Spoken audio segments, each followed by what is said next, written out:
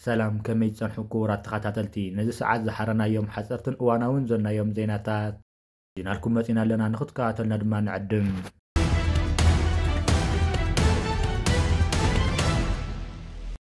هاجراويت غانتا ኤርትራ ንመድረኽ ቅድም ብሽክሌታ ኣፍሪቃ ኣብ ቀዳማይ ደረጃ ብምዃን ብዓብላልነቱ ትመርሐላ زخرا حنت دقيق بروفيشنال تقدامي دسيت كدانه زخونه بقدم بشكليتا زمص عوتاتو نصم بل لغاطامታት او عمرو نفسو كوف ኤርትራው ክታት زي يغبا وتو بروفيشنال سبورتኛ دسيت كدانه يا مخنياتو زاو 2000 عامه مرت توليدا او 2021 بحدغا مكينه تسوت جغنا ኤርትራዊት ያኔራ ቻምፒዮን አመለ አፍሪካ በመሆን ኤርትራ ወርቅ ሜዳሊያ ዘምጸትላን ኤርትራ ወኪላው ቻምፒዮን ቅድም ብሽክሌታ ብምስታፋን ምስ ኮንቲኔንታል ጋንታዮስ አይተጠርኒፋ ኣብ ሓያሎ ፕሮፌሽናል ውድራት ብምክፋል ሃገራት ስለዘጸውዐትን ገናጓል 21 ዓመት ስለዝነበረት ሓያሎ ዓመታት ኤርትራ በመወካል ድርብራብ ዓወታት ናይ ምዝጋው ልዕል ዓቕም ስለዝነበራን ልዕሊ ኩሉ ድማ ትባሃግታታ ሞራላን ሃንቀውታን ኣዝዩ ብሩኽ ብምንባሩ እዩ ደስጓልና ድሮ 4 ዓመትን 8 ወርሕ ረጊጽ ካብት ፍለይና ሰላም ዕረፍ መንግስቲ ሰማያት ተዋርስኪ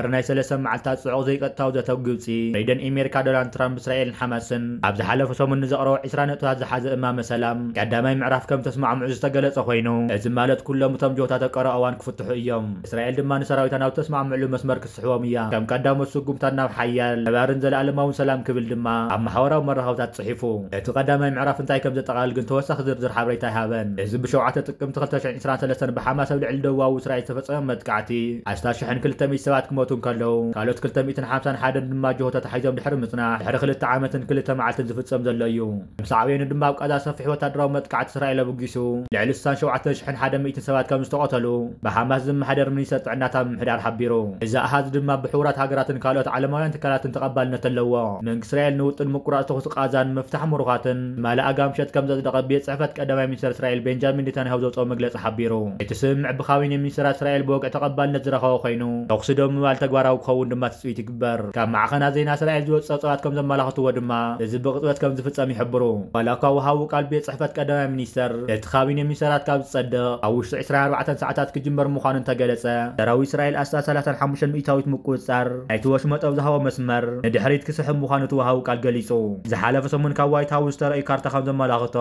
እዚ ካብ ሰለስተ ስጉምታት መስሓብ እስራኤል ተቀዳማ እዩ ሰራዊት እስራኤል ቀረው ኣዋን ናብ ሓድሽ መስመሩ ንምንሰሓብ ምድላዋት የካይድ ከም ዘሎ ተገሊጸሎ ብድሕሪ እዚ ሓማስ ንዒስራ ጆሆዝ ተተሓዙ ሙለስ ለ72 ሰዓታት መቁጣር ክጅመር እዩ ኣብዚ እዋን እዚ ሓማስ ንኹሎም እቶም ብህይወት ከም ዘለው ዝተኣመነሎም ራጆሆታት ዝፈትሖም ኮይኑ ንምላስ ሬታ ናይቶም 28 ዝሞቱ ጆሆታት ድማ ክቕፅል እዩ ዋላኳ ክንደይ ግዜ ከም ዝወስድ ንጹር እንተዘይኮነ ብድሕሪ እስራኤል ኣባይተ ማእሰርቲ እስራኤል ዝርከቡ ሙሉእ ዕድሚኦም ክእሰሩ ዝተፈረዱ ኣሳት 250 ፍልስጤማውያን ከምኡውን 7 እስራት ካብ ጋዛ ክትፈትሕ ምዃና ሓደ ፍልስጤማዊ ምንጭ ሓቢሩ ዛጊድ በዓል መን ምዃኖም ንጹር እኳ እንተዘይኮነ ሓማስ ቅድሚ ስምምዕ ምፍጻሞም ዝሃቦ ዝርዝር ግን ኣብ ልዕሊ እስራኤል ቀታሊ መጥቃዕቲ ብምፍጻሞም ሙሉእ ዕድሚኦም ክእሰሩ ተፈሪዶም ከም ዝርከቡ ድማ ይፍለጥ እቲ ፍልስጤማውያን ከም ናይ ወፃኢ ፕሬዚደንቶም ዝርእይዎ ማርዋን ቦርጎቶም ከም ኣካል ትምልዋጥ ከም ዘይፍታሕ ብሃውቃል እስራኤል ድማ ገሊጹ ውጥን ትራምፕ ከም ዝሕብሮ እስራኤል ከመምሳያ ናይ ነፍሲ ወከፍ ርእሳ ዘይጋ ዝተመለሳ 15 ሬሳታት ቃዛውያን ክትመልስ እያ ሕቡራት ሃገራት ኣብ ንሓሰብ ቃዛ ዓፀቦ ከም ዘጋጠመ ዝገልጹ ዘለው ኮይኖም ነዚ ሰብኣዊ ቅልውላው ንምቅላል ድማ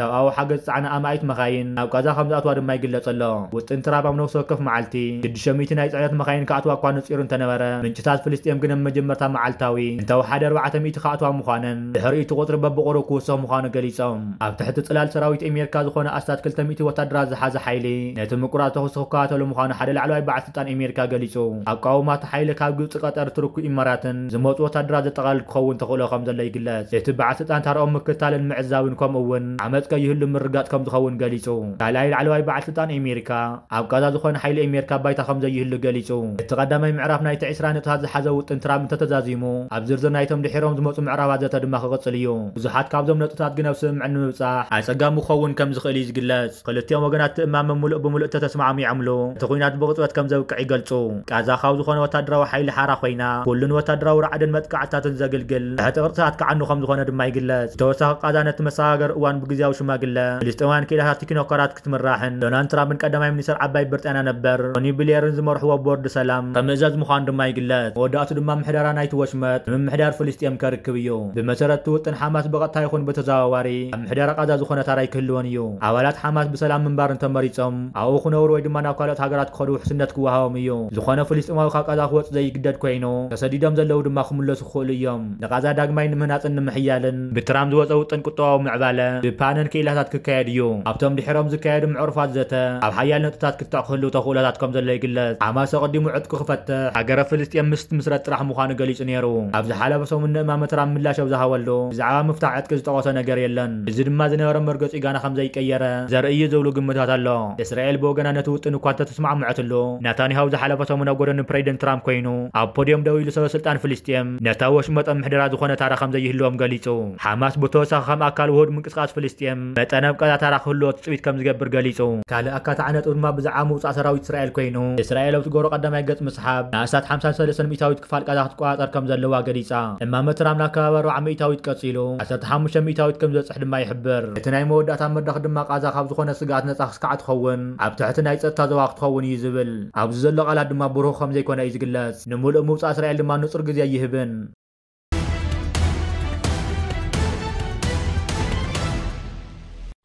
ማርያ ኮሪና ማቻዶ ልማት ኖቤል ሰላም 2025 ተዓዊታ ማርያው ሃገራዊ ዲሞክራሲያዊ መሰላት ክሕሎ እቲ ሕን ዲሞክራሲያውን ሰላማውን ምስጋር ክህሉን ብዝገበረቶ ልዕል ፃዕርን ስራሕን ካብ ምስተዓወተት ኮሚቴ ኖቤል ኣፍሊጡ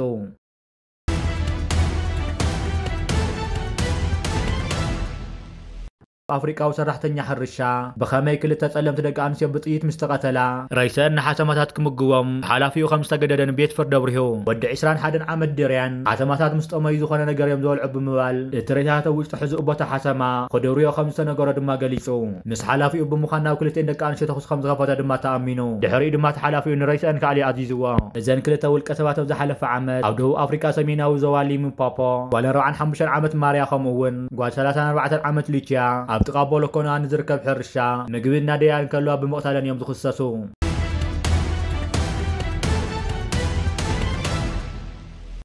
ኤርትራን ህዝባዊ ግንባር ሓርነት ትግራይን ኩናት ንምእዋጅ ብሓባር ይሰርሑ ኣለዉ ዝብል ብወገን ኢትዮጵያ ዝቐረበ ክሲ ነፂጎምዎ ሚኒስተር ጉዳያት ወፃኢ ኢትዮጵያ መንግስቲ ኤርትራን ህወሓትን አንጻር ኢትዮጵያ ኣብ ውግእ ተዋፊሮም ኣለዉ ክብል ናብ ሕቡራት ሃገራት ዝጻሕፈ ደብዳቤ ምኽሳሱ ይዝከር ሚኒስተር ጉዳያት ወፃኢ ገዲም ጢሞቴዎስ ብክልተ ጥቅምቲ 2025 ናብ ዋና ጸሓፊ ሕቡራት ሃገራት አንቶኒዮ ጉተሬዝ ዝጻሕፈ ደብዳቤ ኣብ ዝሓለፈ ወርሒ መንጎ መንግስቲ ኤርትራን ኣኽራሪ ውድብ ሕወሓትን ዘሎ ምሕዝነትና ነፀረ መጽኡ ዝበለ ኮይኑ እቲ ሚኒስተር ኣብ ዝቐረበ ክሲ ዕጡቋት ፋኖ ቀረብ ኣዋን ርእሰ ከተማ ሰሜን ወሎ ወልድያ ንምቁፅጻር ኣብ ዝገበሩ ፈተነ መንግስቲ ኤርትራን ሕወሓትን ኢድ ከም ዝነበሮ እውን ዘምልክት እዩ ነስዒው ሕወሓት ብሸሞተ ጥቅምቲ 2025 ከም ግብረ መልስና ውድብ ሕቡራት ሃገራት ዝጻሕፈ ደብዳቤ ሚኒስትሪ ጉዳያት ወፃኢ ኢትዮጵያ ኣብ ልዕሊ ሕወሓትን ህዝቢ ትግራይን ናይ ሓሶትን ፖለቲካዊ ዝምባለን ዘለዎ ክስታት ከም ዘቕረበ ጠቒሱ ሕወሓትን መግለፂኡ ከም ዝኣመሰለ ናይ ሓሶት ክስታት መንግስቲ ፌደራል ነቲ ብተደጋጋሚ ጥሕሶ ዘሎ ስምምዕ ፕሪቶርያ ትኩረት ከይወሃቦ ዘዘናግዕ እዩ ኢሉ ናይ ሓሶት ክስታት ብምቕራብ ኣቐልቦ ማሕበረሰብ ዓለም ምስሓብ ይፅዕረ ኣሎ ክብል እውን ገሊጹ ሚኒስተር ዜና ኤርትራ የማነ ገብረ መስቀል እውን ኣብ ኤክስ ዝጻሕፈ መልእኽቲ ኢትዮጵያ ናብ ሕቡራት ሃገራት ጻሕፈቶ ደብዳቤ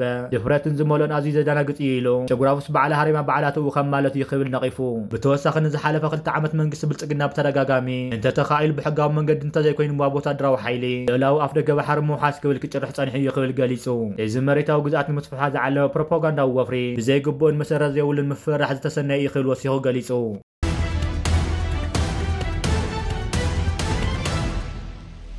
ወያነ ኣብቲ ብጉዊ ቅማር ዘእተወቶ ዕንደራ ከም ቀንዲ ወታደራዊ መርሐን ኣመኻርን ኮይኑ ቃዊ መጥቃዕቲ ዝኸፈተ ባህላዊ ጀነራል ጻድቃን ገብረትንሳኤ እዩ እዚ ባህላዊ ጀነራል ጻድቃን ገብረትንሳኤ ኣብ 1976 ናብ ሕወሓት ተሰሊፉ ብመሳሊ መመዘን ናይ ሽመት ሰራዊት ህዝባዊ ግንባር ሻዕብያ ካብ መጀር ወይ ካፒቴን ማለት መራሒ ሓይሊ ካማን ክረኽቦ ጸጋሚ እዩ ኣብ ኢትዮጵያ ማዕርጋት ጀነራል ዶክተሬት ፕሮፌሰር ኣዝዩ ርካሽ ስለ ዝኾነ በዓል ዓልሕያ ጻድቃን ርእሲ ብርጭቆ ተቋደስቲ ሰሜናዊ ማዕርግ እዩ እዚ ባህላዊ ጀነራል ካብ ናይ ዘመነ ቀዳማይ ኩናት ማዕበል ሰራዊት ምህላቅ ካልእ ዝመለኾ ታክቲክ ከማራሓ ኩናት የለን ኣብ ግዜ 17 ዓመታት ቃልሲ ወያነ ብዙሕ ዝዝከር ታሪክ ጅግነት የብሉን ድሕሪ ወያነ 4 ኪሎ ምስ ተቆፃፀረ ከም ኣዛዝ ሰራዊት ኢትዮጵያ ኮይኑ ወራር ወያነ እዚ ርእሲ ዱባ እዩ መሪሕዎ ተማራያ ብቕዓት መሪሕነቱ ዝጥቀስ ንዓለም ዘስካሕካሕ ኩናት እግሪ ምካል እዩ ኩናት እግሪ መካል ወያነ ንመጀመርታ ግዜ ብድሎ ንድሎ ፊት ንፊት ምስ ሰራዊት ኤርትራ ዝገጠመትሉ ኩናት እዩ ኣብዚ ኩናት ጻድቃን ላዕለዋይ ኣዛዝ ናይ ተሰርሒ ተኽላይ ኣሸብር ድማ ን20ኛ ክፍለ ሰራዊት ወያነ ኣዘዝቲ ኮይኖም እዮም ኣካይዶሞ ኣብዚ ኩናት ህልቂ ዝጠፍአ ሰራዊት ወያነ ኣግላጅ ተሃብ ምዃታን ክታትን ታሪክ ገዲፍና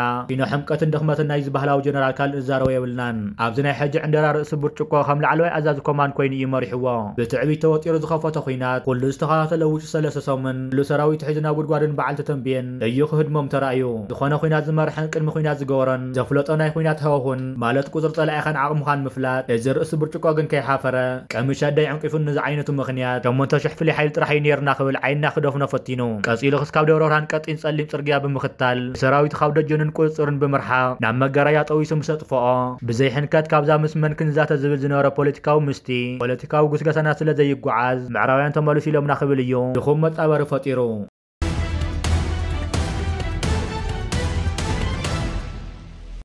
ኣብዚ ሓለፉ ክልተ መዓልታት ዓበይቲ ምዕዋላት ተመዝጊቦም ይርከቡ ኣለው ሚኒስትሪ ጉዳያት ወፃኢ ኢትዮጵያን መንግስቲ ኤርትራን ሕወሓትን ዝኸሰሰ ኮይኑ ኤርትራን ሕወሓትን ከዓ ተሪር መርሲቦም ይርከቡ ኣለው ኣብ ክልል ኣምሓራ ዝካየድ ዘሎ ኩናት ብቐጥታ ኩናት ተካይዶም ዝብል ክሳት ተቕሪቦም ዝነበሩ ኮይኖም ዕጡቋት ፋኖን እስራጅካዊት ከተማ ጋሻና ምቁፅፃሮም ከዓ ትማሊ ስርዓት ብልፅግና ናብ ስዑድ ዓረብ ብቐጥታ ምስ ኤርትራን ምስ ክቡር ፕሬዚደንት ኢሳያስ ኣፈወርቅን ተታሒዙ ምሕፅንታታትን ፃውዒታትን ቀሪቡ ይርከብ ኣሎ እዚ ኣገደስቲ ምዕዋላት ውሽጢ ክልተ መዓልታት ተመዝጊቡ ዝርከብ ዘሎ ኮይኑ ዝዓበደን ተስእለለን ስርዓት ብልፅግና ኣብ ልዕሊ ህዝብን መንግስትን ኤርትራ ኩናታትን ወራራትን ከካይድየ ከም ዘይበለ ኣምባሳደር ዲና መፍቲ ኢትዮጵያን ባሕርን ኣፍደገ ባሕርን ተካይደ ዘላ ድፍኢታት ካብ ማሕበረሰብ ዓለም ጌጋ ርዲእ ትረኺባላ ዝበለ ኮይኑ ኢትዮጵያን ባሕርን ኣፍደገ ባሕርን ብሰላም መንገዲ ዝርባት እንዳ እምበር ብኩናትን ወራ ኩናትን ክሕዞ የበለትን ክብል ትማለም መንግስታዊ መደበር ቴሌቪዥን ናይቲ ሃገር ንምምፃእ እውን ክዛረብ ተዓዚብና ኣለና እዚ ኩሉ መሸናቆቆ ብልፅግና ገመድ እናፀበበት እትኸደሉ ዘሎ እዋን እዩ ከምዚ ክብል ተዛሪቡ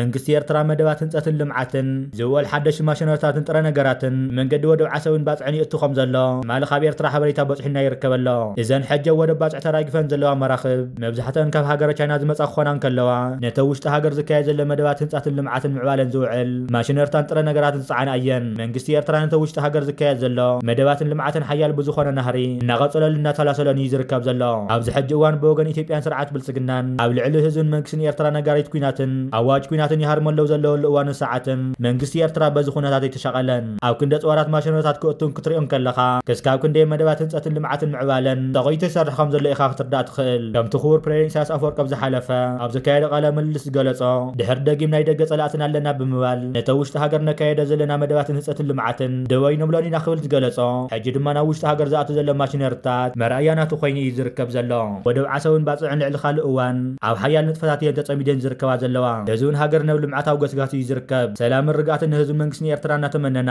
ኣብ ዘዋርሒ ኤርትራ ዓበይቲ ዓወታት ተመዝግብ ዘላ ኮይና ካብኣቶም ድማ ኣብ ዝወርሒ ዝወፅ ዜናታት ነዋኹም ክነብሎም ኤርትራ ብዲፕሎማሲያዊ ዝወርሒ ምስ ልዕሊ 15 ሃገራትን ትካላትን ዕውት ዲፕሎማሲያዊ ርክባት ከም ዘካየደ ዝፍለጥ ኮይኑ ካብኣቶም ድማ ኣሜሪካ ግብፂ ሱዳን ኢራንን ኣልጀርያ ቡሩንድን ግሪክን ካልኦት ሃገራትን ዝተረኸቡ ኮይኖም ምስ ዓበይቲ ትካላት ከዓ ምስ ፍልይቲ ልእኽቲ ኣውሮፓዊት ሕብረት ኣብ ቀርኒ ኣፍሪካ ምስ አንቶኒዮ ጉተሬዝን ካልኦትን ብምርኻብ ዕውት ዲፕሎማሲያዊ ርክባት ዝተገበረ ኮይኑ ከምኡ ድማ ናብ ኤርትራ ዝተፈላለዩ ትካላት እናእተው እዮም ዝርከቡ ዘለው ናይ ስዑድ ዓረብን ጣልያንን ግብፅን ኩባንያታት ናብ ኤርትራ ድማ እናእተው ይርከቡ ኣለው እቲ ቀዳማይ ተስፋ ህዝብን መንግስትን ኤርትራ ዝኾነ ድማ ኣብ ዝወርሒ ዝተዘርግሐ ዓብዪ ዜና ፓታሽ እዩ ፓታሽ ኤርትራ ኣብዚ ክልተ ሰሙን ስርሑ ዛዚሙ ዝርከብ ዘሎ ኮይኑ እቲ ዓለም ሙሉእ ትፅበዮ ዘላ ጉዳይ ድማ ፓታሽ ተዓዲን ንፈለማ እዋን ናብ ዕዳጋ ዓለም ዝቐረበሉ እዋንን መዓልትን ኣብ ምፅባእ እያ ትርከብ ዘላ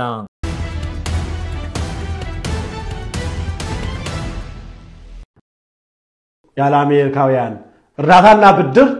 በልቶ ማደር ይቻላል ለዚህ ፕሬዝዳንት ኢሳያስ ትልቅ ሪኮግኒሽን ሊሰጣቸው የሚገባቸው ፕሬዝዳንት ናቸው ያልተንበረከኩ ፕሬዝዳንት ናቸው ያለ መንበረከክን በአፍሪካ ምድር በግንባር ቀደምትነት በዘመናዊ አፍሪካ በዚህኛው ትውልድ ፊት ያሳዩ የመጀመሪያ ናቸው ዶክተር አብይ ተከተለ ነው ያለው ንገሩኝ ሌላ የአፍሪካ መሪ ሳንክሽን የማያንበረክከው አልፈልግም እርዳታ ብድር አልፈልግም ቅንጦት አልፈልግም ልጆቼ እንደማንም ልጅ ይማራል ከዚህ በላይ ትልቅ ሽልማት የለም ስለዚህ ትልቁን ያንበሳውን ድርሻ የሚወስዱት ፕሬዝዳንት ኢሳያስ አፈወርቂ ናቸው